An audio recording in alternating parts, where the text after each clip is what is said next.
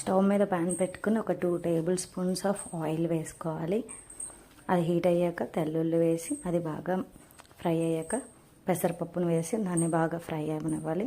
తర్వాత జీలకర్ర, ఆవాలు, ఎండుమిరపకాయలు వేసి దాన్ని బాగా ఫ్రై అయ్యాక ఇప్పుడు కడిగి పెట్టిన తోటకూరని మనం వేసుకుందాం. వీక్కి 3 టైమ్స్ ఆకుకూర తింటే చాలా మంచిది కనుక మ్యాక్సిమం వీక్కి 3 టైమ్స్ ఆకుకూర తినడానికి ట్రై చేస్తాం మేమైతే మాత్రం. అది బాగా ఆకుకూర ఫ్రై అయ్యాక కొంచెం బాగా మగ్గుతుంది. ఆకల్లా చూడండి విడివిడిగా ఉన్నది అలా దగ్గరికి అవుతుంటుంది.